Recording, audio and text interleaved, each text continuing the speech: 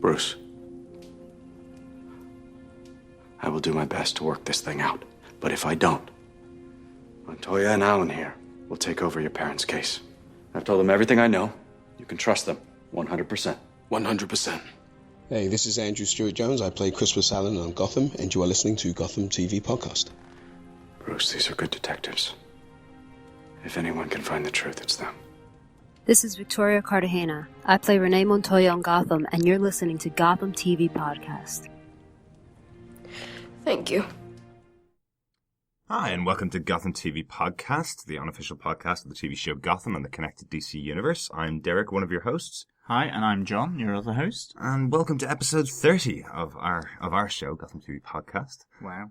I know, I can't believe we've got to 30 episodes already.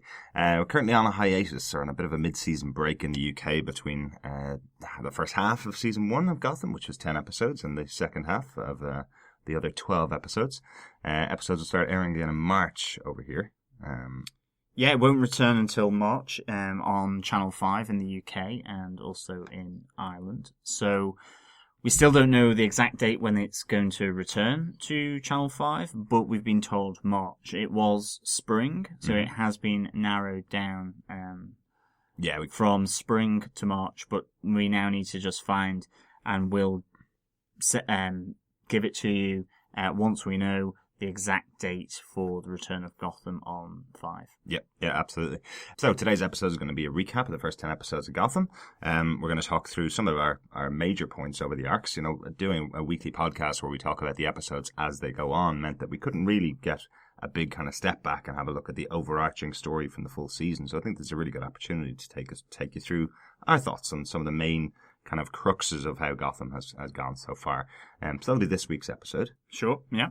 And also just to see how the different story arcs have developed, we're essentially going to take Jim Gordon and Oswald Cobblepot, one on the side of the law, the other on the side of the criminals, on the bad guys, good guys, bad guys, and obviously linking those two things and the context for all of this sort of descent into criminality and crazier happenings that are going on in Gotham is obviously then the Wayne murder as the overarching event that has kicked off all these changes to Gotham, but also to the people living in Gotham. Yeah, absolutely. And then we're going to finish out the show with some feedback from our listeners, and we're also going to do a bit of a replay for you of our interviews with the cast of Gotham. So hopefully you'll stick with us throughout the episode and send on your feedback to feedback@gothamtvpodcast.com. One of the other things that we just want to let you know as well is that for our next two podcasts, we're going to be looking at and reviewing and discussing the Batman comics Hush in 2 parts. We know that some of our listeners and Twitter followers have been reading the graphic novels by Tim Sale and Jeff Loeb over this Christmas and New Year break. So we thought we would look at these in 2 parts. So that will be our next set of 2 podcasts. Yeah, really looking forward to going back to those, seeing that there is a connection with the TV show Gotham as well, that they've taken some stuff from it. So we'll definitely be talking through those, and hopefully you get a chance to catch up on them and read them before our podcast, because we'll be spoiling the heck out of them. And I guess after that, on with our discussion about the first half of season 1 of Gotham. A man came out of the shadows. He was tall, with the black mask, and he had a hat and gloves and shiny shoes. He took my dad's wallet and my mom's necklace. And then he shot them for no reason.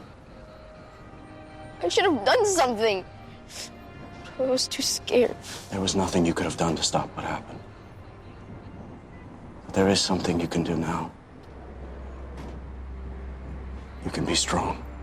So where to begin, essentially, for episodes 1 to 10 of Gotham, and what better place to start the whole crux of the entire concept, in a sense, for the show and for this first half of the season is the Wayne murders. Yeah. Thomas and Martha Wayne's shot down. The series opens with that familiar scene, that iconic scene that's been seen in so many of the films, so many of the comics and graphic novels, so many of the cartoons. But there are changes to it. I mean, first off, there's blood. Yeah. There will be blood. But it's Jim Gordon and Harvey Bullock, two new partners that are called in to investigate. Harvey certainly doesn't want to even be there. He doesn't want to touch this murder scene at all, or get involved in the investigation, which tells you something more about this this familiar murder. The murderer is masked, so that we don't know who it is anymore. Certainly in Tim Burton's, there was no mask worn, and in fact, I think even with Christopher Nolan's, there was no mask worn. You could see their face, the murderer's face, perfectly.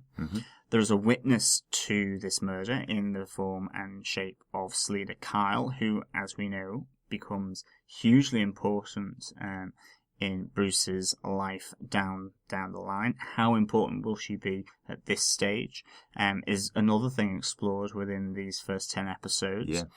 And then that we kind of find that the murderer could be connected to the sort of wider crime leaders and mobsters of the city of Gotham, that it's not a single criminal acting alone, or even that it's maybe a weird criminal that has been spooking Carmine Falcone for the whole of this first 10 series. It could be a quite organised, almost assassination of Thomas and Martha Wayne. So this is a really interesting opening, which is both familiar, but they introduce some nice, subtle, and also some big changes to this whole scene. Absolutely. I think before the show aired, I think everybody had seen a version of the murder of Thomas and Martha Wayne. And I think, what they've done a really good job of is making this central to the storyline of Gotham. It's something that's really playing out every episode. There's some element of it that's being looked into, or some far-reaching impact at times across the city of Gotham. We still don't know who the murderer is. 10 episodes in, we don't know who it was that actually killed Thomas and Martha Wayne. There's been some theories. Obviously, Selina Kyle's come in, and she's declared that she knows who killed the Waynes twice on 2 occasions in 2 different episodes. But again, we don't have an actual murder. But we have a mugshot. Yes, we do. Sketch, an artist's sketch of the murderer from the description of Selina Kyle. Yeah. Looks fairly heavy set in terms of the jaw. Forgive me, anyone who is supposed to be represented by that mugshot. Looks thuggish, in a sense. Looks like maybe they're fairly well built and fairly solid. You have a theory. Yeah. Had a particular theory of who it might be. Yeah, I think as the series went on, as you get to learn more and more about the characters, there's one of the henchmen of Fish Mooney, Butch Gilzean, played by Drew Powell, has seemed to me to be quite likely as a character that, while being central to the episodes that he's been in, he hasn't had a huge amount to do as such other than be the background character, but he does seem to have his fingers in a lot of pies, and I'm wondering if he would be a person that could have been responsible for the death of Thomas and Martha. He could have been just the person that was sent out to kill them, but it could be an important reveal if he's the one that did it, that this character that you watched the whole time along and you weren't aware of did have this connection to the Wayne murders. That's quite an interesting idea. Absolutely. That they're hiding in plain sight almost is a great idea. Yeah. And that also influences maybe another theory that came from, was it Legends of Gotham? Yeah, they talked about one of the other characters, where essentially Jim and Harvey are fighting in the police department, and they step on the shoes of a guy in the precinct. We know that the killer of the Waynes has shiny shoes. The guy stands up and goes, don't stand on my shoes, clown. To them, it was our Joker watching episode 2 of our podcast. Yeah. And they've posited that this guy is also quite a heavy-set guy, quite a big-built guy, and you've never seen him again in the police precinct. So potentially he was again hiding in plain sight. It could potentially be the murder. So there's another hiding in plain sight as well. Another theory that going on from our friends over at Legends of Gotham. There's also then a whole range of possibilities as to why the Waynes were killed that have come out during these first 10 episodes as well. Yeah, definitely. One of the big reasons why I think we chose this as being such a central point of the 10 episodes is the why of the murders, rather than just the who killed them, which is, at the end of the day, if it follows the comic books, it was it was Joe Chill, some standard guy off the street who shot and killed the Waynes. If it doesn't follow the comic books, it could just as easily be a very low-level criminal that killed them. But the big piece that's been borne out in Gotham, the TV show, has very much been what the far-reaching effects of the deaths of the Waynes. One of the pieces that I thought was, it came out that the Waynes were murdered because of their opposition to Arkham Asylum. Could that be the reason that they were killed? It's now since reopened, because with concessions to two of the major crime families of Gotham. So the Waynes were opposed to the opening of Arkham in the form that it's been opened now by the end of the 10 episodes. And in order to get it open, the mayor had to give some concessions to both Maroni and to Falcone, the two major crime families of the city. So I think that's quite a big possible reason why they were murdered. This is really interesting then, because it means the Waynes' plan, and I think in particular Martha Wayne's plan, she seemed to have a real central role in developing this, is completely scrubbed, really. That Arkham is sort of rebuilt. It is given the finances and resources to offer great sort of mental health care. And is gone, as you say, for concessions to Maroni and Falcone, but that there's a really great connection there, I think, from Jeff Johns' graphic novel Batman Earth 1, where Martha Wayne's family is in some way, and I can't remember exactly how, connected to Arkham and to the asylum. Yeah, I think her maiden name was Arkham. I think so. So it's a really nice little idea there that was part of it. This power battle between Maroni and Falcone, essentially the Waynes needed to be removed. Yeah.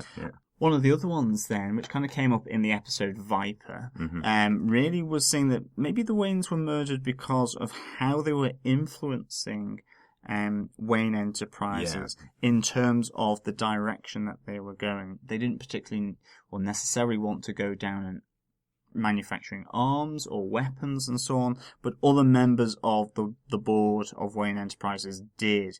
There seems to be some members of Wayne Enterprises who simply just didn't want them around anymore because they were doing maybe undercover work without Thomas and Martha Wayne's knowledge. But ultimately, this is something that very much features heavily within the episode Viper. Yeah, definitely. It was a really interesting episode and really interesting to see that other side of Wayne Enterprises, which we've seen in the movies before. We've seen some of the bad characters or bad elements that are within Wayne Enterprises who are looking to take it over before Bruce comes back and takes on the mantle of the head of the board, essentially. So it's interesting to see that that's been already brought out in the show. Now, we've only seen one episode that it was in, which was Viper. We haven't seen any future repercussions of it. We haven't seen that member of the Wayne staff. She's not a member of the board. I don't think she calls it out that she's not actually a member of the board, but she is.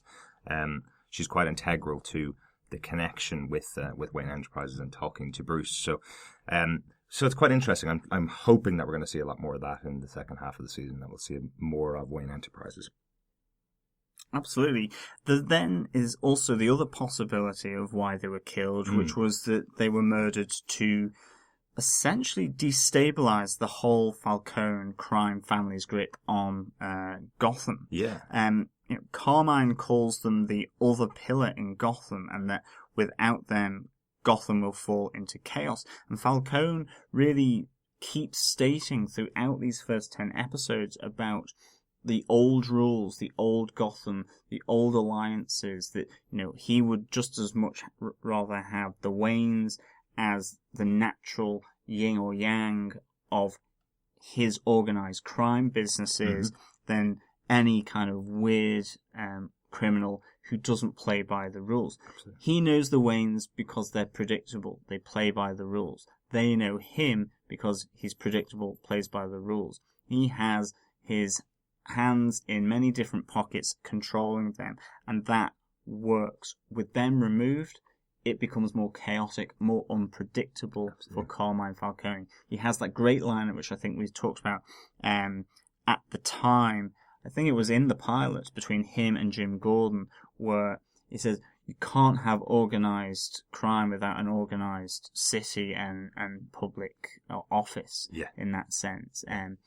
It's Without about law and order, law and order. It's about business. And this idea that law and order is the flip side of organised crime, and there is this kind of mutual understanding and balance that leads to an equilibrium where they kind of coexist, almost symbiotic. Yeah, absolutely. And I think it's marginally plays into kind of the final theory of why so far we think that the Waynes were the ones that were murdered and why it's so central. And the other reason that I'm seeing really is that it could be just for political reasons, or could be for political reasons. Mayor Aubrey James has been quite a central character over the course of these episodes, where he's been the one that has been butting heads quite significantly with Jim Gordon. But essentially, from the beginning, he's shown as being a corrupt official. Many of the GCPD have been shown as being corrupt and taking backhanders and having snitches that they're paying them off and that kind of stuff. And a lot of the officials in the city seem to be corrupt, and they're mentioned many, many times. What we see is, after they've been murdered, which essentially relieves them of all the pressure of that side of the city that has been put down on the political members of society. After the murders of the Waynes, what we see is the rise in vigilantes throughout the city. So potentially it was a way they were murdered for political reasons, but it's backfired on them because people are taking up, individual people are kind of taking up the charge that the Waynes set for them to take on these big members of society and protect themselves, protect kind of the little people from the big organizations or the big political guys that are taking backhanders. I kind of think that's an interesting idea. Absolutely, and certainly vigilantes in Balloon Man, in a whole host of other different episodes like Viper as well, and The Spirit of the Goat have all come in to play throughout the season. Again, suggesting as well an unbalance within the city, but also then this political element where they were removed because of what they stood for. Absolutely. From a political point of view. And of course, all these reasons for why the Waynes were murdered lead into the Who, in that it's a public official like Mayor Aubrey. It is a crime boss like Falcone or Sal Maroni. Absolutely. Or it's actually a corporate hit. This idea that it was an assassination suggests that, maybe if it's not the lone assassin, that there is kind of a bigger picture, a bigger sort of network and spider's web surrounding this, that behind that assassin is a bigger person to play, like Carmine Falcone. Absolutely. Or Mayor Aubrey. Or maybe someone that isn't quite as big and who, again, we are just not considering. Dare I say it? Maybe Penguin. Yep, he understood what the Waynes meant as such. Yeah. He could see that storm coming. It's there in the pilot. Now, I'm not entirely sure I think that it is. I think that would or may potentially mess with the canon of it. I think we can talk about it as... but, yeah, definitely. Nonetheless, it's still an option, I think. I think so. I think we'll talk about it a little bit more as we go through kind of the arc of Oswald Cobblepot. Anything else about the Wayne murders themselves that stood out to you? It's something that you mentioned earlier on, actually, if you don't mind me interrupting when I asked a question to you. No. One of the things that you mentioned was the blood. One of the things that kind of stood out across the course of the 10 episodes that we haven't really mentioned at all is that the violence in the show has been quite high, considering the time of the evening that it broadcasts in the US. We've mentioned it a couple of times in the podcast with regards to some of the violence that's in there, and it all started out with that first moment of the first episode where it was a very bloody death of Thomas and Martha Wayne. Yeah, definitely. Yeah.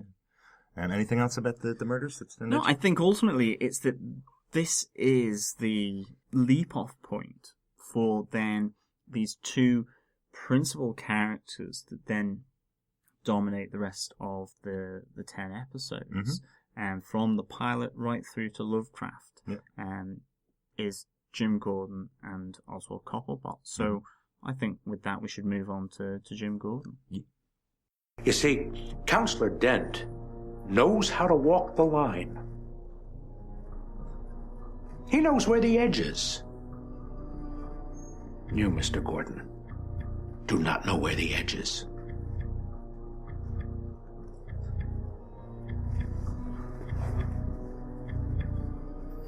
Mayor James, kiss my ass. So yeah, that's Mayor Aubrey James talking to Jim Gordon and Harry Dent about Jim's change, I suppose, as a character. Jim Gordon is obviously the centre of the show of Gotham. He was, from the point that the show came to its inception in November 2013, I think, he was announced as being the central character in the show, leading to much commentary about him not having a moustache, not having glasses, that kind of stuff. You know, will that be his superhero moment at the end of the series where he walks off with his moustache and glasses? Very funny stuff, but realistically, we wanted to talk about, you know, his arc on the show and how he started and kind of how he's ended up in that scene, and that's kind of the closing scene of episode 10 where he gets sent off out of the GCPD and off to Arkham. He starts out the show that he essentially meets Bruce Wayne at the death of Thomas and Martha Wayne. He meets them at the murder scene and is now set to investigate who killed them. Kind of how he starts in the show. Yeah, and he becomes really involved with Bruce Wayne and with Alfred, almost becoming, along with Alfred, a bit of a surrogate father figure to Bruce, giving advice, even to some extent giving Alfred advice. I mean, one of the great things that's been really nice to see over these first 10 episodes has been Alfred trying to grapple with bringing up Bruce and dealing with kind of being his guardian and at the same time his butler, not valet, I hasten to add. And that's been really nice to see that he's been more comfortable with boxing gloves on, teaching Bruce how to box than, in a sense, just day-to-day stuff, which is what Jim is trying to call him up on how he should behave, you know. For Alfred, it's very much, you're a Wayne, you need to behave like a Wayne and project that image, or I can teach you how to fight, how to defend yourself, that I can do. Yeah. And, you know, even when Selena Kyle comes in, whilst originally a bit frosty about her, he does warm to her and sees what good he has with Bruce. But Jim becomes hugely involved with Bruce Wayne because of his parents' murder. Yeah, absolutely. And we heard from Ben McKenzie when we interviewed him, which you'll hear later on in the episode. He talked about the fact that he's essentially trying to do everything he can to make sure that Bruce doesn't go off the edge and become a vigilante, essentially. He can see the danger in the kid from the start, from the very start. He can see there's something within this kid that he needs to protect and needs to guide, and he may not be getting that from Alfred. So there's been a great dynamic there between the two of them. And you see this, he's very upstanding, and you see this in Jim, and you see that how he behaves with Bruce and with Alfred. He is an upstanding, he has an ethical centre. I'm not saying it's absolutely pure, but he does have it. He has a compass there, an ethical and moral compass that he does use. And that also, in a sense, is a bit of his downfall within Gotham. It is almost like, not that he's a fish out of water in being a police officer or detective. It's this ethical and moral fish out of water in the corrupt gloop that is sort of oozing into Gotham after the murder of the Waynes. And that, I find, it's almost a bit Futurama. Is it Gotham that's moving, or is it Jim is standing still and he's not changing, but the city is? Yeah. Or is it that Jim is changing within a stationary area, and that's the interesting thing, I think, here. Absolutely. I kind of like to think of Jim Gordon as, you know, similar to Rick Grimes in The Walking Dead or Ned Stark in the first season of Game of Thrones. You know, he's a very good moral center of his society and people around him, but the choices he's making are leading to some really interesting things happening within the city. In the first episode, for example, he goes against Falcone's plans and is sent to kill Oswald Cobblepot. He doesn't kill them. He sets him free. And again, we've heard from Robin Lord Taylor about his character that by setting him free, he's essentially turning him into the Penguin character who will come back and wreak havoc on the city. You know, by challenging the mayor's plans, he gets Arkham to be reopened, but with no improvements. Not the way the Waynes would have wanted it to be done. Absolutely. But by challenging the mayor, he's now created Arkham Asylum, which is huge. These are huge changes to the city, just by doing things that he thinks is the right way to do it, you know? Yeah. Very interesting. Because he's dealing with other people that don't react the same way that a moral or ethical person or a good person would. They are purely out for themselves, and this almost corrupts what they are thinking of what he's saying. Mm-hmm. And that's the really interesting thing, I think, coming from that. And I mean, to the point where, you know, Oswald ultimately begins to change Jim's future. Yeah, absolutely. He becomes kind of the linchpin for Oswald Cobblepot, which we'll talk a bit more about in a minute, I suppose. But generally, there's kind of been the centre of the show. We wondered how it was going to play out, where there's a lot of investigations that go on. Jim is obviously a detective in the GCPD. He is given crimes to solve throughout the series of the show, but they all kind of have a very good central point to them that does bleed into the overarching 10 episodes that we've seen so far. Some of the investigations have been into vigilantes, which we spoke about. Things like Balloon Man, which was a vigilante that couldn't take it anymore when the social elements of society are starting to break down. We see James Aubrey wants to get rid of all the street kids, essentially. So this man's job has been perverted into just processing children rather than helping them. So he tries to take out some of the leaders in society. That's Jim's first investigation, really. Yeah, you have the spirit of the goat, where it almost feels like a supernatural thing, but it is the wealthy and the rich being attacked, that they are beginning to suck away all the money, the resources from the ground up towards them, in their penthouses and so on, and that this becomes too much, and there is an invoking of this spirit, which is ultimately a ruse. Again, another vigilante taking out the top 1%'ers children, so that in a sense they don't breed again. And then you have Viper, which is almost about corporate greed and corporate ethics, about a man who is against what ultimately Wayne Enterprises has been doing. Yeah. And then you have also then the other vigilante is the bomber Ian Hargrove, I think it is, from the Harvey Dent episode as well. So all these investigations into different aspects of vigilantes, but then there has also been this serialized or overarching element of Jim investigating the Wayne murders, and then investigating the Wayne murders without the knowledge of his superiors, in this case Captain S or his partner, exactly. And that whole case being looked at by Jim, and ultimately being passed over to the MCU in the Penguin's Umbrella episode, the big reveal episodes of the season so far. That's right. This is all linking into an overarching mob war as well, with connected in to the Wayne's murder too. Yeah, absolutely. Some of the other kind of investigations that he did get involved in were things like the Dollmaker's henchmen in the second episode, who were trying to steal the kids of the city. Really, really fun little that was a good episode. Yeah. There was the hired vigilante in Arkham, who turned out to be hired by Oswald to destabilize both Sal Maroni and Falcone, without either's knowledge, which was a really fun one. The guy who shot everybody through the eye hole. And that was, again, another really good example of where Oswald changes Jim's future, and you can sense that Jim has been led down this path that's set for him by Oswald Cobblepot in a really manipulative, great way. One of the other villains that they've investigated as well was with the Mask episode with Richard Sionis.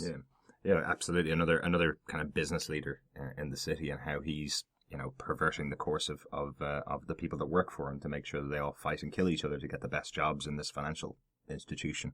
And then we had Dick Lovecraft, who was another business leader in the city, who was kind of being painted as a really bad guy by Harvey Dent, who essentially just said, I'm not actually a bad guy, I'm just a business guy trying to make it, and got killed for it. So there's been some really good investigations that are playing into the overarching series so far. Definitely. And then he's got a number of different relationships. There's his relationship to Barbara Keene, his fiancée. There's his relationship to his partner, Harvey Bullock. And then there's his relationship to the rest of the GCPD. And within that, we're also involved in the MCU. Yeah, and obviously Harvey Dent as well. Yeah, the whole piece there. Yeah, so kind of first up, Barbara Keene, his fiance. We see at the beginning of the series that they seem to be a very loving couple. But as the season has progressed, there's more and more of Jim's life that he's had to keep separate from Barbara, and that's had huge implications in their relationship, really. Yeah, there's an increasing souring of that relationship, and it ultimately boils down to secrets. Initially, Barbara Keene, and the secrets Jim is keeping from her, from his job, about the psychotic murderers that he has to deal with, and the criminals and mobsters.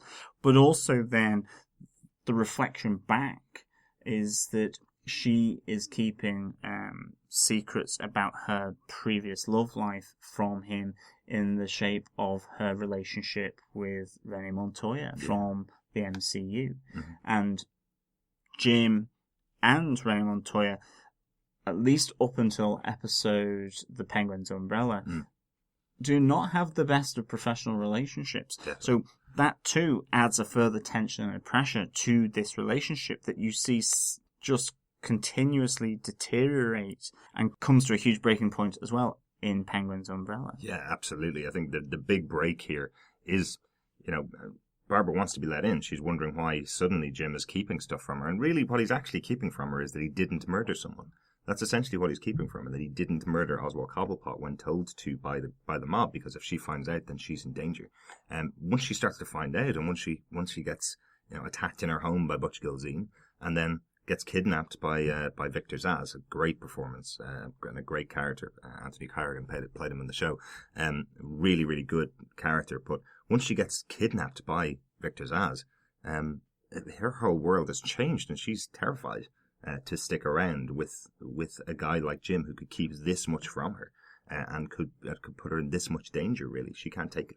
Yeah, and that world of Jim ultimately brings it all flooding to her, that she can't deal with this. Yeah, maybe so far it's at the moment she can't deal with it at the moment. Yeah. But she leaves Jim, and ultimately we are given her back in the loving, tender embrace of her former lover, Renee Montoya, in bed at one of the end of one of the episodes. Yeah, absolutely. It was episode 9, I think. Yeah, it was the Harvey Dent episode. Yeah, fascinating, and I think there's been, I suppose, a lot of kind of talk about Barbara Keene and Jim Gordon's relationship. Definitely, Barbara made some very silly decisions, and definitely there's some more stuff to talk about there, but I'm really hopeful that they'll be able to do some more with that character throughout the rest of the season. Essentially, we'll talk about that a little bit more later on, I think. Yeah, definitely. Get to our feedback, but yeah, I think there's definitely it's not all Jim's fault, it's not all Barbara's fault. There is a huge reason why the characters aren't together anymore, but yeah, that's one of the big relationships, I suppose, from this part of the season. The other big relationship with Harvey Bullock, I mean, I loved that. I mean, in a sense, to Jim's moral compass and straight man was his dark, humorous partner. Yeah. I wouldn't say comedic. He has some pretty dark moments. Does Harvey Bullock in the episode? Whether it's you see him just drinking and so on, you see him with hookers, but he has some great one-liners that comes into play, and that just sort of contrasts nicely with Jim's straight man approach. And for me, the arc of their relationship, we mentioned it on our thoughts for Legends of Gotham, was really good, going from this suspicion and distrust between the two, whilst recognizing that they were both detectives, through to sort of a truce between the two of them, and an understanding that, we're both detectives and you're my partner and I will respect that, to ultimately Harvey Bullock, despite all the information held back from him by Jim, saying, the people who I put my trust in, the Fish Moonies and her crew and other people, they are after me just as much as they're after you. Yeah. I'll put my cards in with you, and you're a cop. And ultimately, to a point where it became the opposite. I totally have your back. Let's go and do this. Yeah. And fighting together to protect one another, to the point where then that partnership was just broken in two by Mary James Aubrey. And for me, that was a huge shock at the end of the Lovecraft episode. Completely unexpected. In that sense, amazing that happened. It was a complete surprise, a good surprise. And so I thought that was an excellent arc. I mean, their relationship is still going to be there. It's just that they won't be partners, detective partners anymore. Yeah. That will still be developing, I would think. But it now adds to a new, interesting dynamic. Who will be Harvey's partner? And how will Jim cope being a simple officer being demoted in Arkham Asylum? Yeah, absolutely. I suppose one of the other big relationships that we mentioned a minute ago was just kind of the relationship between Jim and the other members of law enforcement. Like, we got Harvey. You know, that's a huge relationship in itself. That's why we kind of pulled it out. But, you know, Jim's relationship to the GCPD, it seems like every other member of the GCPD is on the take. You know, we see about 3 or 4 other officers that are in there. None of them respect the code of, you know, for example, not smoking over the dead body, which is one of the cops does. You've got every other cop is being paid off. But then you have Edward Nigma, who's part of the GCPD. And his relationship with Jim is really interesting. Just wanted to kind of call that one out, where, you know, essentially Jim's the only person that's paying Ed Nigma any attention. He's the only one that solves some of the riddles that Ed Nigma poses to him. He seems to be really infatuated with Jim Gordon, Absolutely, to be honest. yeah. Maybe a bit more than that, you never know. But he does seem to be really interested in Jim Gordon. And then you've got Captain Essen, who started out with her famous line, which was essentially, if you don't bend, Jim, you're going to break, or you're going to get broke by Gotham, essentially. Yeah. That's where her kind of arc with Jim started out. Towards the end of the season, she's totally on his side and totally got his back. You know, it's a really interesting kind of parallel between them. And then the big relationship between Jim and the Major Crimes Unit. Exactly, on so many different levels, whether it's, and he doesn't know this yet, but that personal level of Renee and Barbara Keene, which he knows was something in the past, doesn't know that it's happening at the moment. Again, there's an awkward situation that you can see coming down the tracks there. Sure. But ultimately, that idea that the MCU started off suspecting Jim as being corrupt, being like Harvey Bullock to an extent, Absolutely. or other members of the GCPD, as you say, who, for them, they just see them all being on the take, just being another corrupt cop that they need to keep their eyes on, that it ultimately comes back that he shot Oswald Cobblepot, their snitch, and for them, a good one. And their pursuit of him, ultimately, that he is wrong, he's bad, he's corrupt, he's on the make as well. And it ends with that great scene where they both come to arrest him at Barbara's apartment. Yeah. But ultimately, in the whole resolution of this uneasy relationship, where they then come in as the heroic duo to save him from being shot and taken to Falcone by Victor Zsasz at the GCPD, and then being given the Wayne's murder case, being transferred over to them, being introduced to Bruce Wayne and Alfred to say these are good cops, and this case will be safe in their hands. Yeah, absolutely. And seeing the transformation between, you know, those characters, Crispus Allen and Rena Montoya, at the beginning of the series, all the way through to episode 6 or 7, where they're investigating Jim, and then them essentially saying, we now 100% trust Jim, and Jim 100% trusts us, so much so that he's going to let us in on the fact that he's investigating still the Wayne murders, and he's going to let us be involved.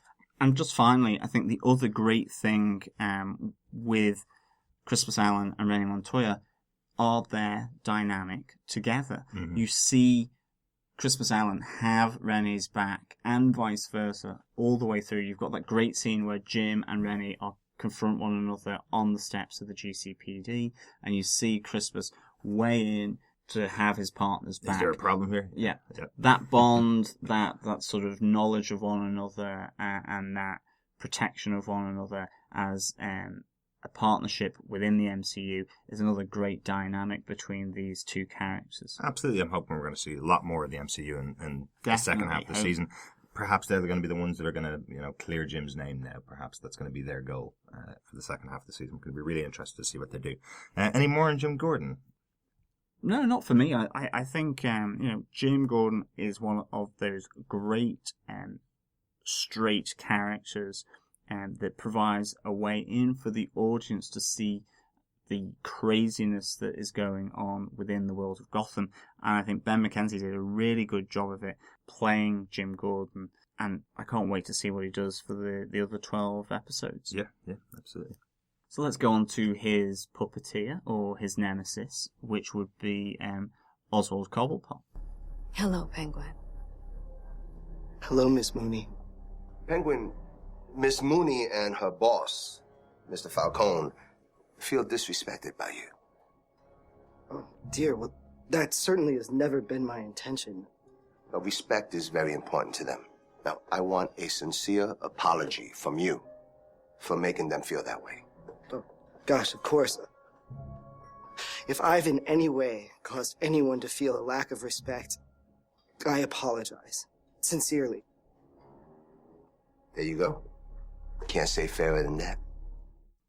So that's definitely one of my favourite scenes. An apology from Oswald Cobblepot to Fish Mooney, asked for by his new kind of boss, Maroni. I just think there's so much in that scene for people that have watched the season and really enjoyed it. Yeah, it really shows the coming together of those three strands, all focusing on Oswald Cobblepot, Sal Maroni, Carmine Falcone, and Fish Mooney. Yeah. All, in a sense, colliding towards or being exploded out of Oswald Cobblepot's sphere of influence. And that's a real surprise, given episode 1, and that he essentially starts out as this low-level umbrella boy for Fish Mooney. Yeah, absolutely. I think it's been one of the huge kind of surprises for me, the whole arc of Oswald Cobblepot, what we're calling Rise of the Penguin. I think we kind of coined that pretty early on. When we were hashtag Penguin Rising. That's it. Like, it's very much, when I saw the first episode of the show, when we saw the pilot, when we saw the prequel stuff, we knew that Robin Lord Taylor was going to be quite central to the show. We knew he'd been cast as a main character for the full season of the show, but I wasn't expecting him to be so central. I had thought he was going to disappear at the end of the pilot, and then come back, 3-4 episodes later, perhaps, or just to be living out of Gotham for a while, perhaps. It was a possibility to me at the time. But to see that he's almost started and ended almost every episode of the show has been quite interesting to me, He starts out as a snitch for the Major Crimes Unit for Montoya and Allen. He's selling them information about Fish.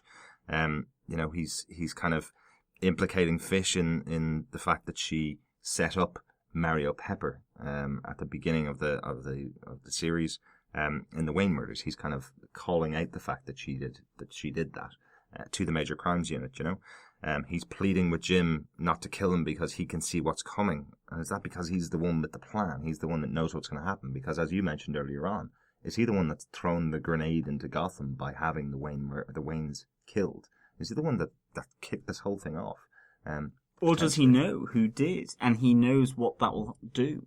I mean, it's a whole host of different reasons, and again, it's that he survives through his charm and his good luck, and the fact that it is Jim... Not good looks, right?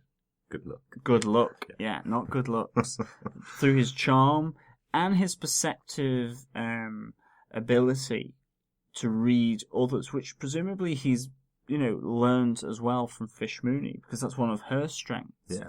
But he's able to spot that Jim has this sort of right and wrong. He knows and has a sense of right and wrong and when to use it.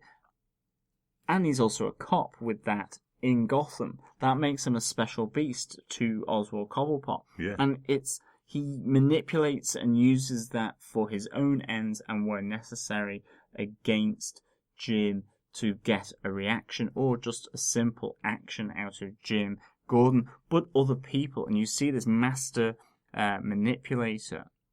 And so to see him climb up from being a low-level Umbrella boy, but even to the point where he's been murdered or thought to be murdered, he's cast out of Gotham, he's been told to never come back, to stay on the run. He comes back sooner than I was expecting, I have to say. I mean, when he comes back at the end of Balloon Man, start of Viper, where it's, hello, Jim, old friend, as the doors open to Barbara's apartment. I mean, a great cliffhanger of a scene, and a great way then just to start up the next episode.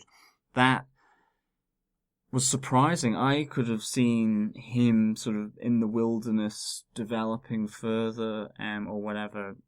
I don't know, maybe episode 8, who knows? Or I didn't expect him to come back to Gotham so soon. But he does. And he uses people and situations and context of what's going on in Gotham to gradually come back and become, again, a major influence and player between the two houses of Maroni and Falcone. Yeah, absolutely. He's brought in that whole element of Gotham that we might not have seen otherwise. We know Fish could have been the lead-in point to that potentially.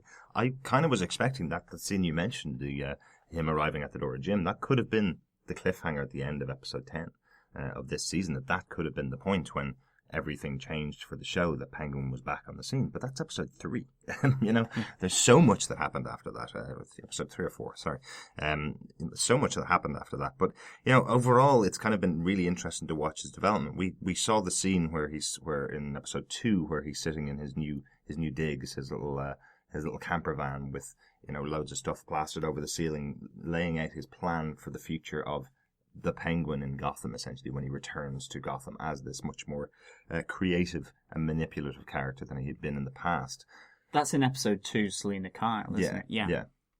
And we kind of had seen that and gone, I wonder how much this will play out. And it's fascinating to kind of look back on that and see how much did actually play out. So you wonder, while it looks like he's falling in and out of situations, he is manipulating them very well. And if it goes his way, it's definitely going to be a big move against Maroni and against Falcone and against Fish Mooney. It's going to be a big move that he's making. He has a plan. I mean, obviously, he's done it on the ceiling of the caravan.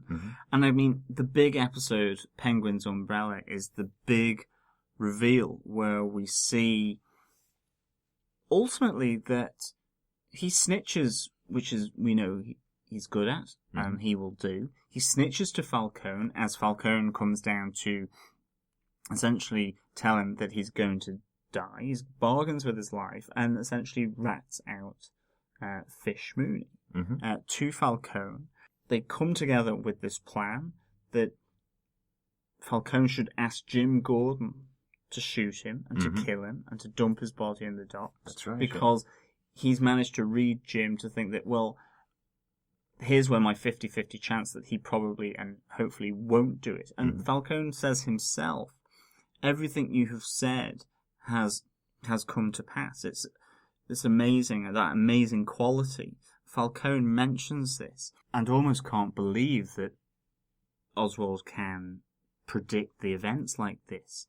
And then right at the end of all of that, there seems to be a veiled threat from Oswald Cobblepot to Falcone, which goes unnoticed by Falcone. That's how I interpreted it anyway. But you just wonder, is that because he's in the know and he kind of knows where all these different pieces are on the chessboard and how they're going to move? And maybe he sees that the king is going to topple. Yeah, absolutely. Another couple of things, just a little bit about Oswald that I've loved this season. Number one has been the relationship with his mother, played by Carol Kane, which has just been fantastic. Every time they're on screen together, it's so creepy and so interesting. She's kind of his only confidant in the show. He never really tells her the plan that he's going to be doing, but he kind of shares a little bit of information from her and gains a load back from her crazy thinking. He seems to take a lot from that and kind of get some life lessons from her as they go. They're just creepily close, but really interesting considering Oswald doesn't date, as he calls out earlier on in the show. He is definitely a mommy's boy, and she gives him a bath as well. That is very true and very creepy. But I am fascinated to see the two of them play it together. They're fantastic on screen. Robin Lord Taylor is great, and Carol Kane is just Carol Kane is superb, and the two of them work so well together. It's brilliant to see. Mm-hmm. And the only other kind of relationship we did talk about a little bit, but the only other relationship I wanted to talk about was Oswald's relationship with Maroney, which I think is fantastic to show him starting out as a cook in the kitchens for Maroney, working his way up, based on a lie, essentially. And when it's found out that he used to work for Fish, he turns it to his advantage so much that he's able to take out Nikolai, who was Fish's partner in crime, the person she was going to be using to take down Falcone. Huge manipulation there of Sal Maroney, who's essentially supposed to be the number 2 crime villain in Gotham, which now is leading me to believe that by the end of the season, by the end of the second season, Oswald will absolutely be up there. Second season or the second part? Second season. By the end of this season or by the end of the second season, that Oswald could be right up there at the exact same level as Sal and Carmine. I think it's a really if they're even there at all. If they're even there. But he could be there where they are now, I suppose. Yeah. And it's just that, he's chipping away slowly at Fisher's allies and organisation through Nikolai, but then also we see this with his replacement. Mm-hmm. Fisher's replacement of Oswald is strung up by his ankles. Information is extracted from him, and then he's well and truly gotten rid of in quite an ominous way, because no one can ever know about this, he says to the henchmen, who then proceed, presumably, to slice and dice. Nice little reference to Man Year One, isn't it? Yeah. Excellent. And there's so much more we could say about Oswald Cobblepot, really. It's one of the crimes of being able to cover 10 episodes in a short space of time. But anything else that jumps out to you? Just hats off, and both to Robin Lord Taylor for taking such an iconic character from not only the comics, but from TV, from Batman 66, and through to then the films with, for example, Danny DeVito's portrayal in Batman Returns, and really made a great character. He's embedded much more into the criminal underworld. His manipulation of events, of people, is great to watch. His relationship with his mom. I think Robin Lord Taylor has done an outstanding job. His performance is mesmerising. It's one of the best aspects of the Gotham show so far in these first 10 episodes. And that's an incredibly high standard, because there's an awful lot about Gotham that I'm really, really enjoying. And it's great to see that character, to me, come back to life in a menacing, meaningful way, with also still a bit of lightness to him. Absolutely. I know you dislike the whole cannoli bit where he hands them the cannoli. Wasn't my favourite. No. But to me, that was great. It kind of harks back to the Penguin of Batman 66, whilst delivering quite a menacing look and feel of Oswald as he sits there having handed them poison cannoli. Yeah. I love the contrast, and I think he's doing that really well, bringing menacing lightness and threatening behaviour to a character, as well as portraying him in a very I think modern and fresh way, really. Yeah, absolutely. Apart from the 1966 bomb that he was carrying to play Nikolai's doors, but I did love him. I think he's one of the best things about the show. That's kind of our thoughts for the first half of the show. I think we can go on to some feedback that we've received in about the episodes. Fascinating. Points well made, I think. So if you want to send us any feedback, you can send it into feedback@gothamtvpodcast.com, just like Scott Fisher did. Scott's given us his feedback on the first half of the season, John. So essentially he started I off... know, yeah. I saw it too. Yeah, you do have access to the email account, so do let. He does let me. So he starts off with essentially saying there's been so many great things. First thing that stood out so far is Robin Lord Taylor as Penguin. He's been absolutely fantastic. Of the various on-screen versions of Penguin, this one might be my favourite. It shows Penguin as more than a thug or being crazy, but as deeply manipulative and intelligent. Those are qualities of Penguin that have not really been shown much. Completely agree. Can't echo that enough. It's just been really great and refreshing to see Penguin and Oswald Cobblepot become this menacing, intelligent, manipulative bad guy, ultimately. Yeah, absolutely. Really, really good. Secondly, he says Catwoman has been great. He's really enjoyed Karen Bickendover's portrayal of Selina Kyle. She's really shown Catwoman being fun and playful, yet also dangerous and not somebody to turn your back on. Just how Catwoman should be. We didn't really mention much about Cameron Bickendova in our kind of recap of the series, but yes, she's been fantastic. I've really loved her performance in the part. I've loved the fact that she's kept silent for a lot of the episodes at the start, and once she starts to speak, she's still watching everything that's going on around her. So much so that she is the only witness in the Wayne's murders. She's in the background watching all the time everything that's going on in the city. I think so. I agree. I think she's been really great to watch. It's obviously developed more over the course of the 10 episodes, at least towards the latter half of those 10 episodes, I think, her role in terms of the prominence of it. And I think that goes for Bruce Wayne, David Mazouz, who we also haven't really mentioned much as well. But I love the fact that she has been put into this world. I'm not going to say fully formed, that's not the right word to use, but in a sense, she already has those known qualities that you can see from Catwoman, in that she's stealing, so she's obviously bad. Mm-hmm. She's pickpocketing, she's willing to do that, she's willing to sell it to the guys on the street and get money for them, steal other people's possessions, even though it's small scale. But at the same time, she does have a big heart, and there are elements. She cares for Ivy Pepper. Yeah. Even though she might be slightly afraid of her, she's there. She knows who she is. She's looking out for her. Yeah. And also, those whole scenes with her and Bruce were really good to see that development. And you see that she's more than just that. And that puts her into that murky area where she's treading the line between being a good person and being a bad person. And she's a much more complex character because of that, and I love that. Yeah, absolutely. So Scott goes on to talk about Bruce Wayne and talk about David Mazouz, which is coincides quite well. Says the actor portraying Bruce Wayne has been a total shock to me at how good he is. He's really capturing the slow transformation of being traumatized by his parents' death and being obsessed with it.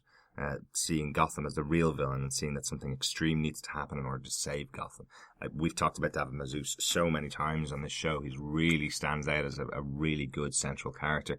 When we spoke to Danny Cannon in our interviews, which you'll hear again, he does mention that the casting of David Mazouz really has brought a different spin on the show. They weren't really expected to focus on Bruce as much as they have, and I think they've done a really good job at showing enough, but not too much, I think, is the way they've done it. Most definitely. And again, as the season progressed, it was good to see him finally get out of that room. And it was great to see his interaction with other people, like Tommy Elliott, like Selina Kyle, like even Alfred. Absolutely. In the real world. And that relationship, too, has been an excellent part of the season so far, which I'm enjoying immensely. To see that different look and take of Alfred is really, again, refreshing. And I think that's what Gotham brings, is a lot of refreshing elements to characters that we've seen a lot before. There's nothing wrong with those portrayals, but it just adds a new dimension, and I think to wider audiences, because, yes, the military, ex-serviceman Alfred is known in the graphic novels through Jeff Johns' Earth What, as an example. It's not known to necessarily everyone who watched the Dark Knight trilogy, or even Tim Burton's Batman films, or even Joel Schumacher's Batman films. Yeah, absolutely.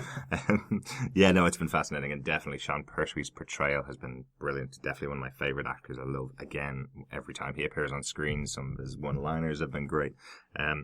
But back to Scott, he essentially says the overall story has been great, showing how Gotham became the sewer that we find it. When Batman comes onto the scene, the mob war subplot has been interesting and well done, but there are a few things I've not liked. Fish Mooney's a terrible character that does not have the depth that so many other characters on the show have.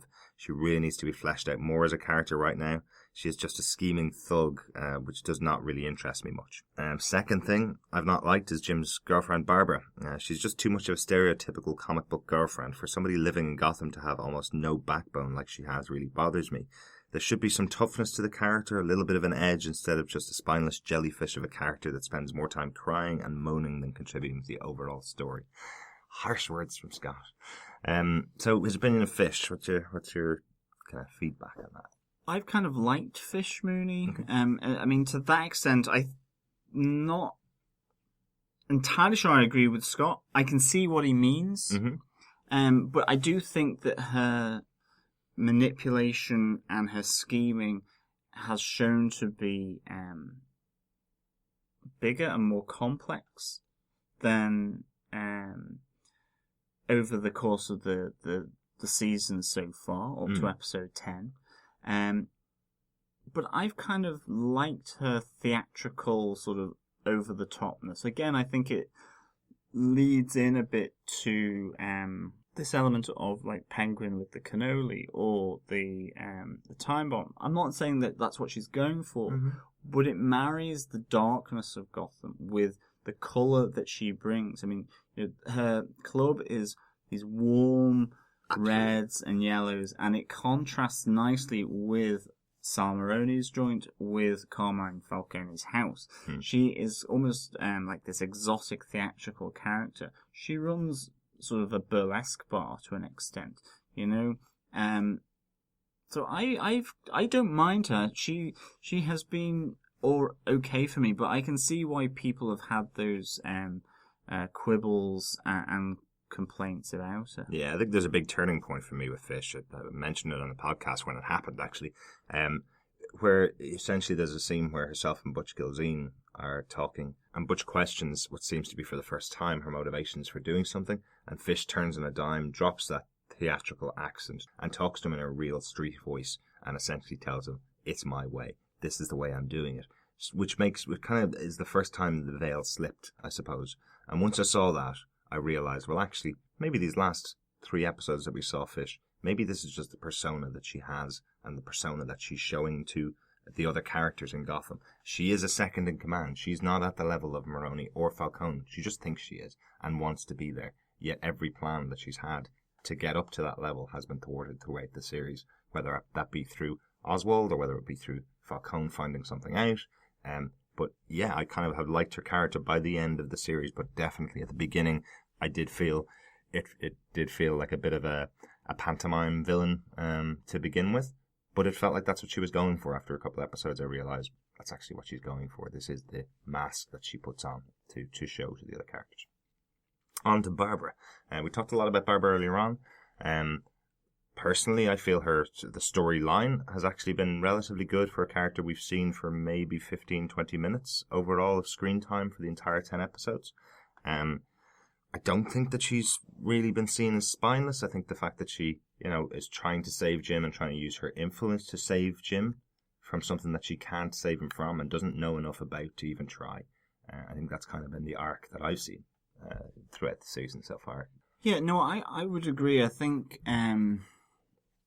Barbara's a difficult one because I'm not entirely sure that, to an extent, her character has flipped between extremes, and it's maybe been difficult for the audience. By that I mean she wants to be in Jim's life and know everything about it. They find out, and she's on the next bus out of there, or she's moved out, and so on. That's quite extreme movements over the space of the episodes that we've been watching. Yeah. Or you're keeping secrets from me, I will walk out on you if you don't tell me. And then the next episode, her secrets are being revealed to Jim, and Jim's having the same response. And I just feel that maybe there's been a bit of extremes in the movement of the character over too short a period. Yeah. And maybe that if they had been spaced out more or dealt with for longer, that we would see a bit more of that rather than just this sudden sort of change or apparent change. I don't think it is. So I think I understand. I think if there was more time dedicated in the show to those aspects, I don't think there'd be anything majorly wrong with the choices that she's made as a character. Absolutely. I think the choices aren't against character or against type. We just probably haven't seen enough of that character to define it as well as we probably should be able to after 10 episodes of the show. I think that's But maybe with everything going on in Gotham, that's one of a potential issue, is that there is a lot to deal with. What with some of the bigger characters and the overarching storylines, as well as then looking at sort of that investigation of the week, if an episode has had it. That suddenly makes the episode incredibly busy. It doesn't mean to say that it's bad, but that maybe it gets lost a bit sometimes. Exactly what conversations and developments between Jim and Barbara happened in certain episodes. Yeah, no, I agree. I understand that. So Scott essentially finishes off by saying that overall he really enjoyed the first half of the season and he's really looking forward to what's coming in the second half. Keep up the good work. Really enjoying the podcast. Thanks for listening, Scott. One question that did just occur to him while I'm writing this: do you think we'll see Bruce discover what will become the Batcave either in this season or in future seasons? His guess is that we'll see it in future seasons, but not this season. Any thoughts on that? Will Bruce discover the Batcave underneath Wayne Manor? My thought on that is that, Scott, that would be awesome. I would love for Bruce to discover the Batcave, and I think he's probably right. I don't think they'll bring that in immediately this season, but I reckon it will be a future season. Yeah. But that would be brilliant. I would love for that to happen. Yeah, I agree. I think we're going to see a bit more of the grounds of Wayne Manor, hopefully, over the course of next season. I don't think he's going to go spelunking very, very soon into the Batcave. But hey, you never know. There may be some that may be his little hideout for when he goes into his teenage years and wants to get away from Alfred. That could be an interesting idea. So thanks again, Scott, for your feedback. Yeah, thanks, Scott, for your feedback. That was great. Yep, if anybody else wants to get in contact with us, you can email us at feedback@gothamtvpodcast.com. You can follow us on Twitter at Gotham TV Podcast. Yeah, you can also find us on Facebook, Google+, Twitter or Instagram. Search for us at Gotham TV Podcast. Leave a comment, feedback, discussion item in any of the comments section of those different sites, and we will be more than happy to air those on our podcast and discuss them through. Thanks again for all the feedback on this first half of the season of Gotham. It was great. Yeah, absolutely. As we said, we're going to be back next 2 episodes are going to be about Batman's comic graphic novel Hush. But for now, we're going to leave you with one of our favourite moments from last year, which was our interviews with the cast of Gotham at New York Comic Con.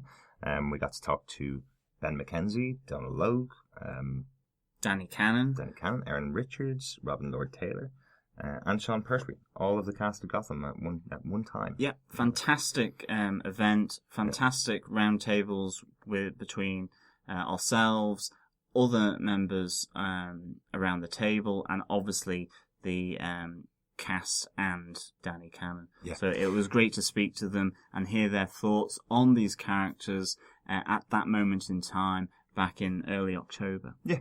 So I know some of you have heard it before. If you have heard it and you don't want to listen to it again, hey, skip on. We'll catch you in a couple of weeks' time. Otherwise, listen to it with our pleasure. Thanks for listening.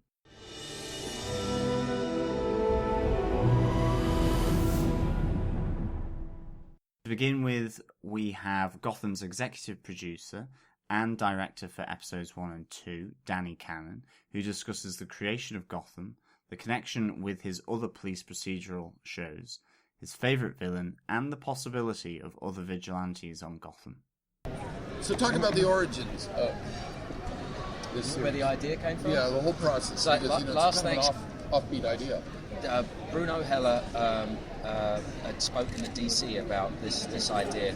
The origins go back even further than that, but basically he sat me down on Thanksgiving, which is the only time we had, and he gave me the pitch, basically, which was to go back in time in Gotham and meet the only honest cop left.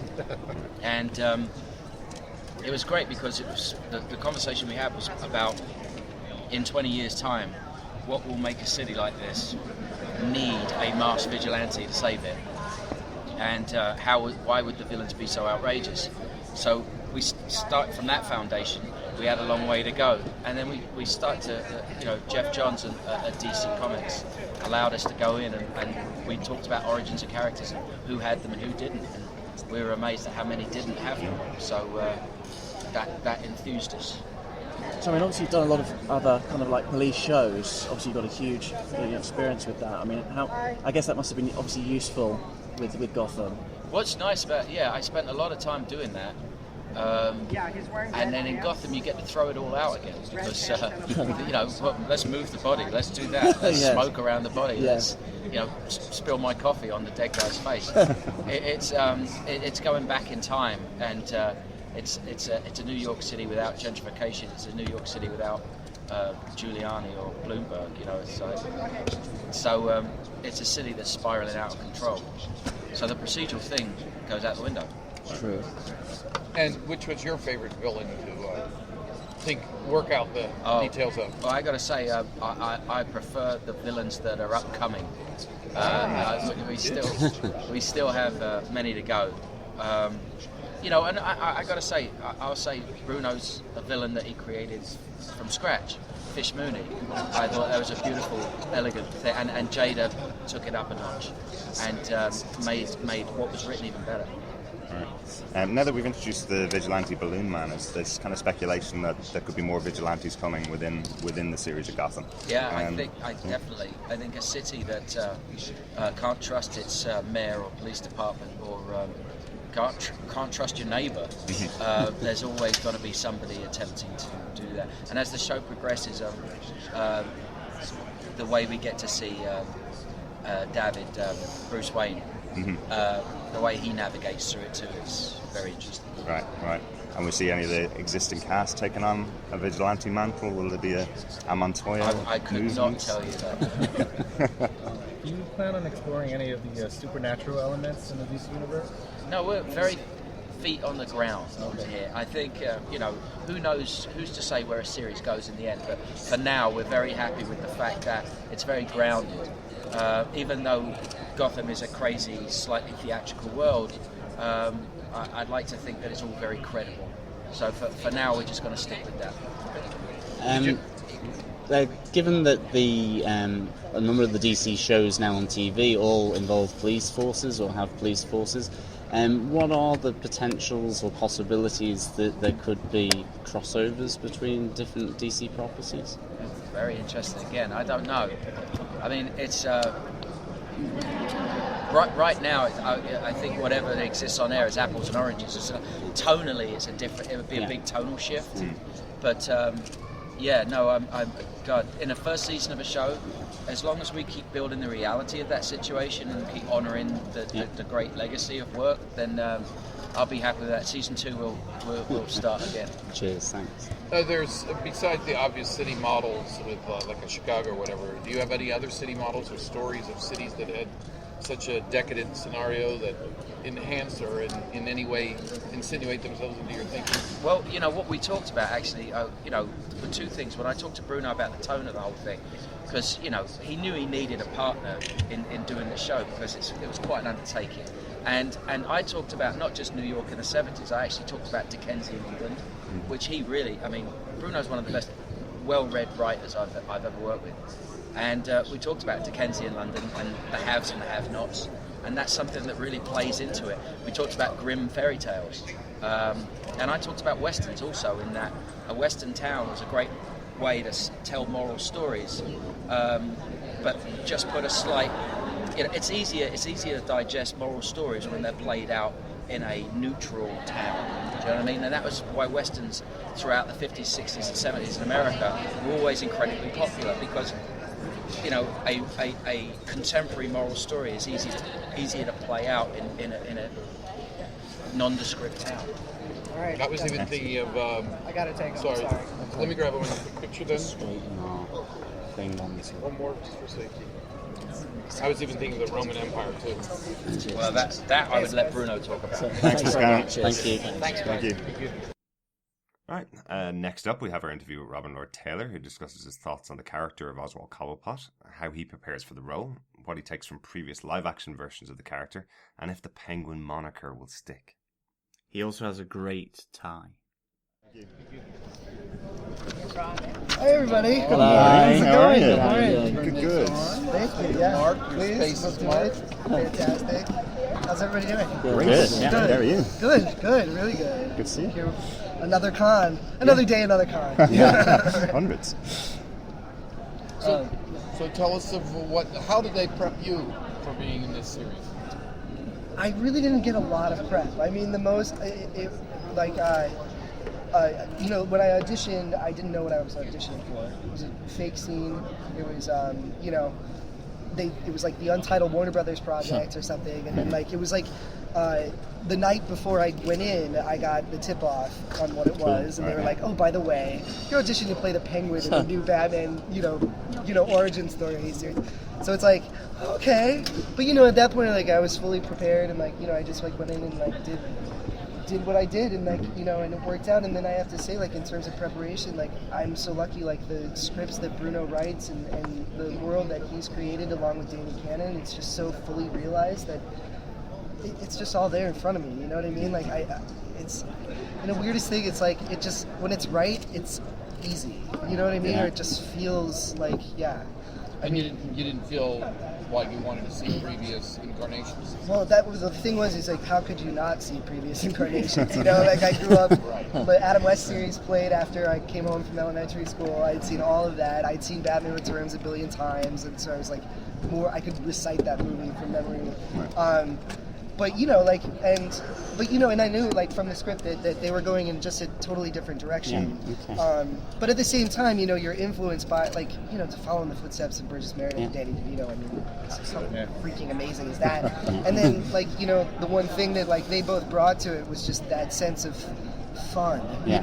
Which can be hard because it's a dark world and you're playing a villain and you don't you want to bring that with you. So that's definitely what I took away from their performances, and I'm trying to bring it into this, it's a process. That's a great tie, by the way. Your character hates being called the Penguin, but will we see Oswald embrace the name as the season progresses and Very take much on so. that moniker? Yeah, well, and I think that's one of the pivotal moments in the first episode is, for me personally, since he was a child, he'd been called Penguin, and that was, very hurtful, and he was a victim of bullying, and a lot of it was centered around his appearance and his interests and all of his eccentricities. But I think the moment that he comes out of the water in the first episode, I really do, and sounds trite, and forgive me, but it is a rebirth in a way, and I think that's the moment where he's really embraces that. It's when you embrace, the thing that you hate the most, you take the power away from it and you take it on yourself. And I think that's him just sort of harnessing that power and okay, you're going to call me a penguin, then I'm the freaking penguin. Let's go. You know what I mean? Yeah, exactly. Right, exactly. And that's, propels him into the rest of the series. So. Did you spend a lot of time? Sorry. Which part? Just the water. The water? Well, let's thankfully, a short one. Thankfully, we shot all of the all of the water stuff was inside, and they kept it bath temperature, which was nice. But hopefully I sold it. A little shiver going on or something. About the mannerisms, did you spend a lot of time once you knew you were going to be Penguin? Did you spend quite a lot of time developing the mannerisms and kind of accentuating them? After you been in the water, so you come across as a slightly kind of accentuated version of the previous character. Yeah, that was definitely part of the work that went into it, and one of the best things about in regards to his walk. Yes. what I love about it is that it's an actual injury. It's something that we see established, and it's something that like this whole show is doing is like bringing some reality into this fantastic world. So it's not just like two-dimensional characters. No. And so yeah, I was hobbling around the apartment like a moron, like working on it and making sure like it looked good. And then Danny was there to like help make it more natural and organic. So yeah. Thanks very much. That's all the time we have. But just one quick chat. Thank you. I want to get that tie. No, you gotta get the tie. Thanks very much. Thank you so much. Thank you. We now have our interview with Welsh actor Erin Richards, who plays Barbara Keane. She discusses her thoughts on the character of Barbara, her relationship with Ben McKenzie's Jim Gordon, how she deals with the tension from fans, and the strong characters on the show. Hello. Here we go. Hello. Very well. How is everyone? Hi. Well, I guess I'll ask the same question. Tell me about how you know, once you were told you were doing this, or the process of getting into it, and then what you were told to do to prepare. Because, you know, you're talking about a legendary city and a legendary project, and seen it, so it's interesting to hear what your mind had. Well, nobody told me to do anything, which was nice. I got the job during pilot season, and I did a rounds of auditions with our fabulous creator Bruno Heller and Danny Cannon, our executive producer. Brits, which is nice. We all got on very well in the room, and got the job. Was over the moon. I've always loved Batman. Obviously, working with these guys is fantastic, and on such a incredible, highly anticipated series at the time. And then I sort of went about going back over the movies, which I've always enjoyed, and watched all of those again, and then read Year One, which is the comic that Barbara appears in lots. But for me, I mean, Barbara doesn't come up. You got enough shots. The problem is that every time I try to get a shot, you move. Right, I'll stay still. No, you keep talking. Okay, so Barbara is for me, she's a bit of an open book because she's not in the comics that often, and also she's in her finished form. So for me, it was just about finding something that was interesting and relevant and would work with what Ben has created in Jim Gordon, so that we could really kind of forge an interesting story and a dynamic that people would want to watch. Right. What about the chemistry? Sorry, the chemistry between yourself and Ben. Obviously, it's a key, pivotal relationship in the show. Yeah. So I guess you're obviously bouncing off each other. Yeah. I mean, we get on great as people. We went to watch him do a radio play last night. Oh, really? The whole cast are really very supportive of each other, and we hang out a lot. And I get on really well with Ben. We've got kind of similar. We approach acting in the same way. We have really similar backgrounds. We both did degrees, politics degrees. Oh, really? Okay. We had the first time we met, we had so much to talk about, and just it's really nice to be able to get on and kind of feel like you could, because we do a lot of pretending. It's not too hard with Ben. He's a good-looking guy. What was the radio play? Can't remember. Sorry, you have to ask Ben. There's so much attention on this show. Okay, I'm sorry. I promised I wouldn't interrupt myself. You go. But just real quick. Yeah. What is it like interacting with the fans when there's so much anticipation here? Like, can you tune that out and just do the job? I don't think we need to tune it out. Like, I really enjoy on Twitter interacting with the fans, and I like getting questions about my character, and I like. We feel obviously a great kind of sense of pride for what we're doing, and what's the word I can't think, for the fans. We're really dedicated. Affection and it's responsibility. We feel like a great responsibility. Isn't that like a Batman thing with great? That's Spider-Man. Scratch that. Your psyche. Yeah, it has. Spider-Man's in there as well. We feel a lot of that word that I just said. Oh my goodness. Responsibility to the fans, because they are obviously really into Batman, and we want to deliver a program that they are interested in and proud of, and feel like it's, because we're up against the big boys, like the films are what is in everyone's mind. So we're hoping to deliver something that is a good kind of beginning, because obviously we're telling the origin stories, and it fits with what they have kind of grown to love in their finished forms of those characters. You do a great job. Thank you. No, it's got to be you. It's you. I used to be a waitress, so a barman. I was a barwoman, so I'm like, I've got you on deck, like, who's straight? What you want? One of the big things about Gotham is the strength of the female characters in the show. Can you tell us a bit about Barbara's strength, where she gets it from, where she brings it to Good character, good question. I'm glad we came to you. Yes, Bruno, Hella, our fantastic creator, writes amazing female characters. I've always watched his programs, always had these fantastic female characters, which is so brilliant to play and so important. And I feel like television is really leading the way at the moment with this. And Barbara, personally, I feel like she's such an interesting character. She's really strong, very intelligent, she's really motivated.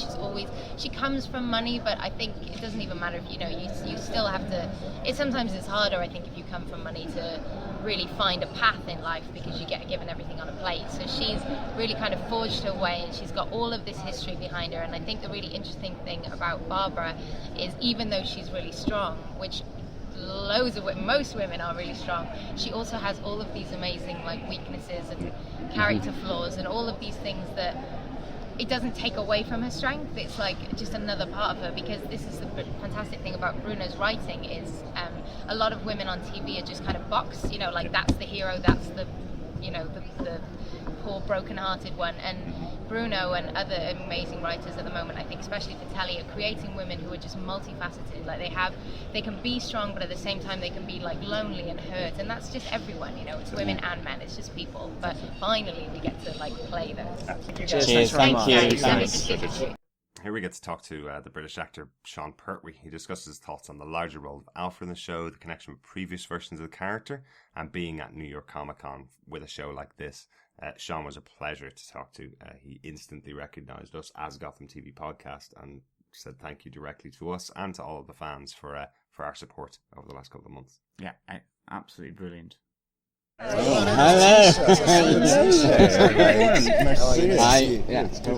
How are we? Really for you to connect, huh? I guess they should have the lead question then. How are you guys? Great. Yeah, good. Yeah, great. Loving this. We just got it. I'm enjoying it so far. I don't really walk from over there. So. Excellent. Right, okay. So with the casting of David Mazouz, Bruno Heller said that essentially he's gotten such a bigger role in the show than was ever expected for Bruce. What does that mean for Alfred, for your character? It means that I'll be around a lot more as well. I think that we've developed. I have a son, as you probably know. I've got a son called Alfred as well, which is kind of a bit of a bizarre one. He's the same age, so I have a affiliation with affinity with boys that age, and it's really interesting. David is one of the most driven, most fabulous actors I've ever worked with. I genuinely mean that, and it can be difficult with young people, young actors, young men, young girls. He's extraordinary. He's this focused, driven guy, and he can turn it on, and he's a real sense of pain and darkness. And we've found our own sort of heartbeat. We've begun to find our own heartbeat. You're beginning to see it now by episode 3. I know there's a lot of people out there that are concerned about Alfred's parenting skills in the first couple of episodes. Great than I was as well, I have to say. But why would he know how to be how would he know how to be a father? He's comes from a military background. He blames himself for the demise of the Waynes. He should have been there. He never signed any contract to say that I'm now, I'm going to be legal guardian for these boys. So how would he know? The only thing what we're trying to do, what we're developing, is finding a hook, a way of communicating with a young man who's suffering from post-traumatic stress. And then you start to discover that Alfred's got issues, he has rage issues, guilt issues, everything else. So we become a dysfunctional family, and it sort of starts to really get out there by episode 8. You'll see a sort of marked change, and a real marked flag in the sand in which direction they're going. It's difficult not to say.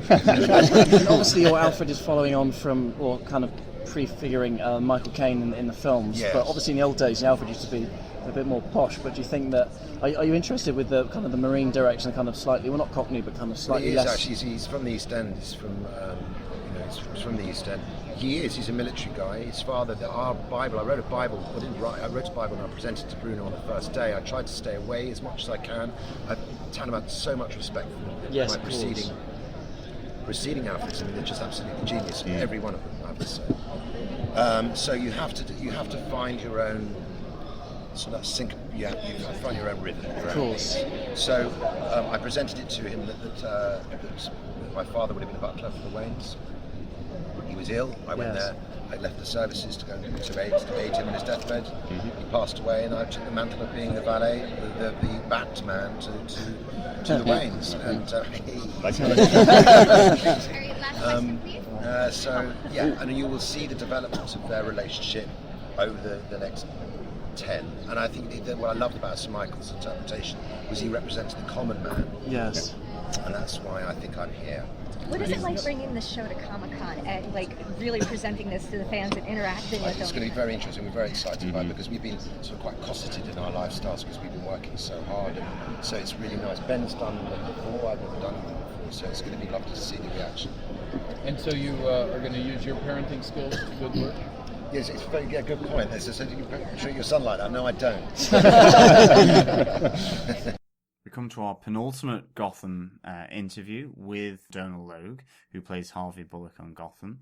And in the interview, he discusses the similarities and differences between Harvey Bullock and the other characters he's played before in other shows, the impact of Ben McKenzie's Jim Gordon on his character, the burden of comedic relief, and future broadening scope of Gotham and the characters within it. Hello, how are you? Hello. So from pretty heavy independent films to a pretty heavy character in TV. Do you feel it's like a natural evolution, or do you? It's you know when you're younger and you do college theater or something. I remember we would do something like a Joe Wharton play, and then you'd be rehearsing the Sam Shepard play you'd do next in the day and do the play at night. So it's just being an actor. You know, and especially the old school. Look at guys like Burgess Meredith and those kinds of careers. You know what I mean? So your job is to go all over the map, and it's a little tricky, but that's what the fun is. So what's your take on this? I'm sorry. Some people have said the process of TV is different than the process of film. That's why I asked. I'll give you a good story on that one. So when I first auditioned for anything ever, it was a mini-series about Common Ground, which was the Pulitzer Prize-winning book about the Boston busing crisis in the mid-'70s. And so this woman, Meg Simon, who actually cast the show with Warner Brothers, discovered me in Boston. I was a theater actor, and I went into audition for this thing, and I was reading it, and I said, I don't know, man, I've done a bunch of plays. I hear stories. Am I supposed to be smaller? Like, I hear the process. And this is even talking film versus television. She goes, just act the effing scene. Right? And I was like, that kind of, you know, if you think that way, you're thinking the wrong way. You know, every medium requires its own type thing. Like, I did a sitcom for years, and at first it wasn't supposed to be in front of a live audience, and they made a decision to change, and I didn't know how I felt about it. And John Lithgow said, it's a 2-act play in front of an audience. It's fantastic. You know, it's just, you're like, okay, it's its own animal that way. And John Lithgow, to me, is kind of the king. He's, when you talk about bouncing between all the mediums, and he's an amazing guy. Super great guy, too. What's your take on this character? Because he's so complicated, and he's so layered, and you do a great job. Oh, thanks. I think my take is just that, like most people.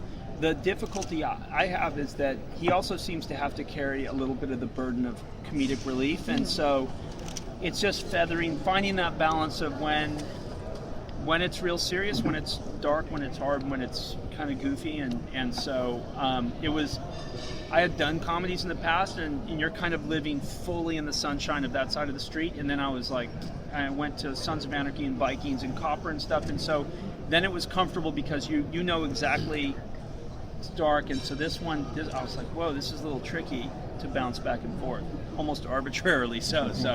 And do you see him as corrupt, or do you see him as just? I think a lot of people are corrupt. I mean, I think. Yeah, in this. I think if you I have friends who work in, over the course of your career, luckily you get to meet people who work in law enforcement. You meet criminals. You meet people in the military, and they're like, it wasn't cool, but we had to do kind of a deal with this warlord to get through that. It's like that's the world. And if you want to think that it's.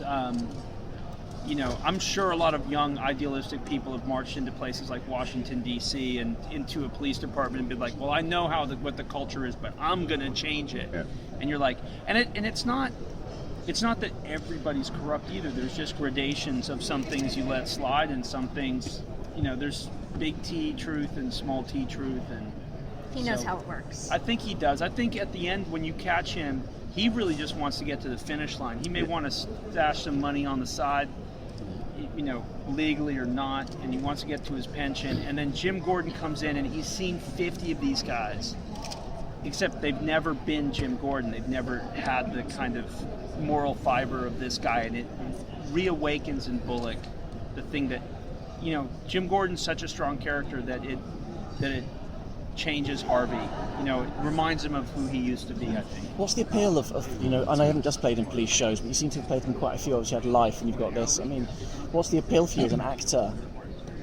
Or is it just a different role?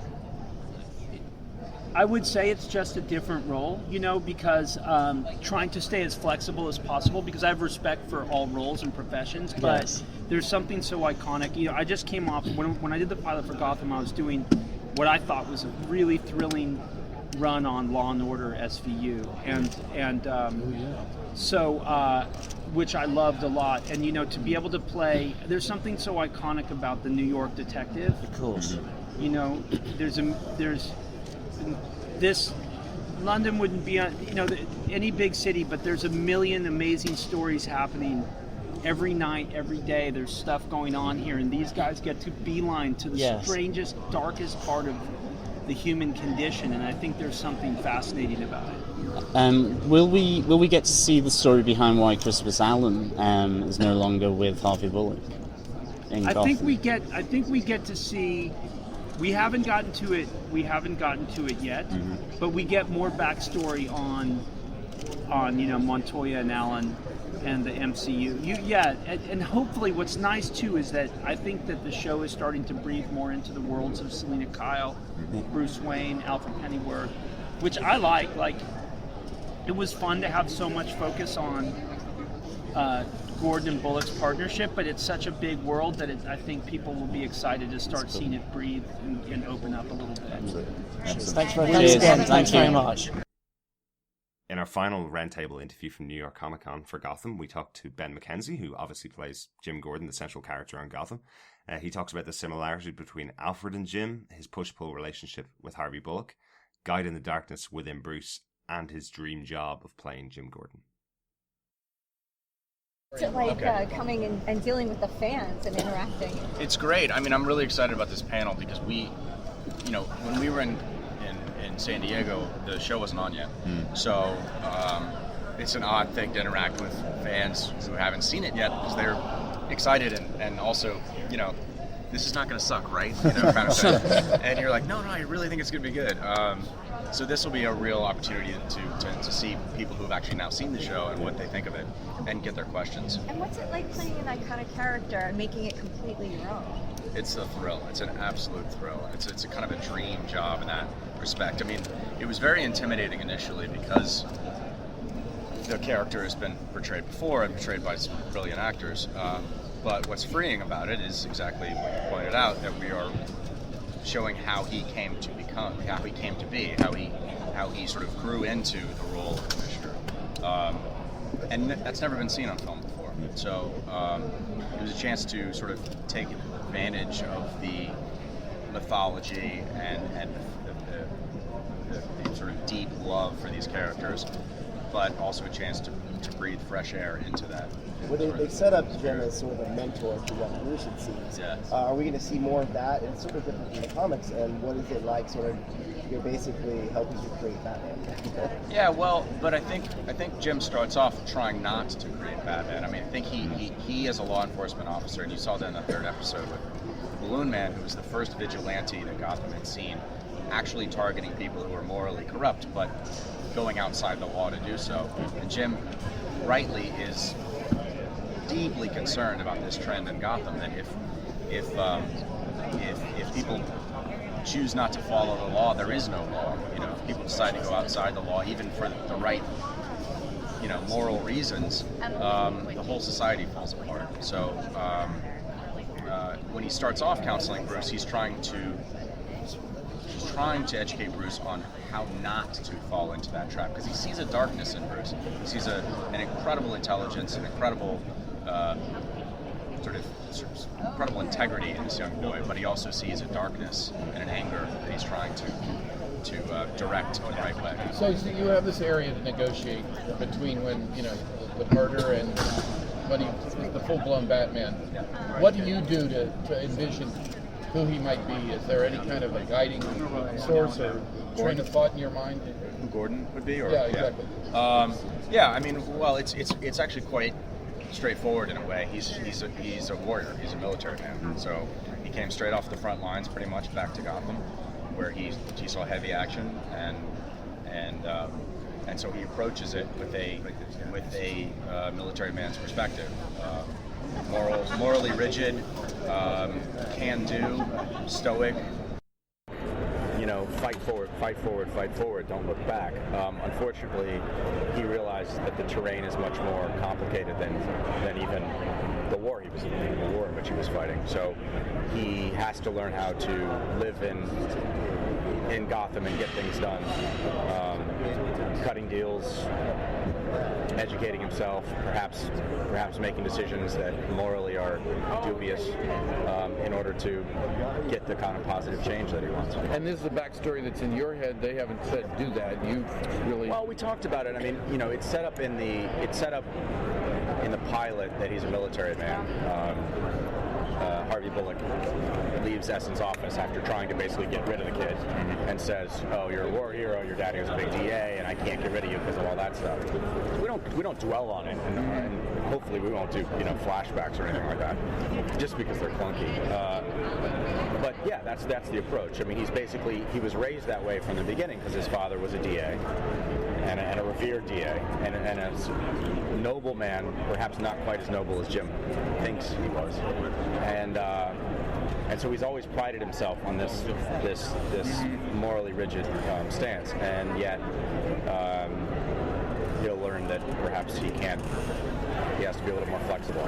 So are there any more parallels between Gordon and Alfred? They're both military men. Obviously, Alfred was in the Marines and Gordon was in the Army. Do you see any parallels between the two characters? There are. The parallels are, as you said, that their approach to perhaps life, I guess, being a bit sort of stoic about it. At the same time, Alfred has receded from sort of the battle lines. He's not working on the ground level, law enforcement, and his charge is to take care of Bruce. But his school of parenting is a bit unusual, let's say, and Jim's is actually oddly, I think, probably a bit softer. He's probably trying to actually talk to the boy and get him to understand things on a deeper emotional level, whereas Alfred's probably coming from an older set where children are supposed to be sort of managed and taught things and seen and not heard and drilled a bit, sort of like you would drill soldiers, as he sort of fences around Wayne Manor with them. So yeah, it's a fun relationship, and they are essentially battling over Bruce's soul. Your partner Harvey Bullock. I gotta bring Morgan against the panel. Okay, one. Your partner Harvey Bullock has gone path of least resistance, and now you're that block in the way. Yeah. How does that develop over the season? That tense relationship where you're trying to maybe drag him out of the mire, but he's trying to drag you in. Yeah, we end up sort of sinking both back into it in a way. I mean, we sort of pull out and fall back in. And of course, I'm hiding the secret from Harvey that I have not actually killed Oswald, and that will come back, and that will create yet another layer of tension between the partners. So it's a complicated relationship that will only become more so. But they do at the end of the day teach each other things. Begrudgingly, they learn from each other. Can they trust each other? Eventually, probably, but not yet. Not now. Let me get a quick shot of you. Thanks very much. The light is weird here, so I'm trying to find to get you in the best light. Thank you so much. I that's your fault. I understand the circumstances. Brilliant, by the way. Thank you. Yeah, we are hoping this. We're really excited about seeing where it goes. Thank you. I'm excited to show it off. I'm really proud of it. Thank you. Right, so those are our interviews with the cast of Gotham from New York Comic Con. Yeah, it's great to hear their views, sort of with the 10 episodes gone back in that time back in October. It's really great to put them in context, and also just to hear their thoughts on the whole show and project. So yeah, it was really good to listen to them. Absolutely. Thanks again for joining us, and we'll talk to you next time for our review of Hush. Yeah, thanks again, and we'll see you for Hush. Gotham TV Podcast. Do not cross Alan and Montoya. Honk honk. Mayor Aubrey James has been quite a central character in the show over the course of the episodes. He's the one that introduced... Selena, stop it.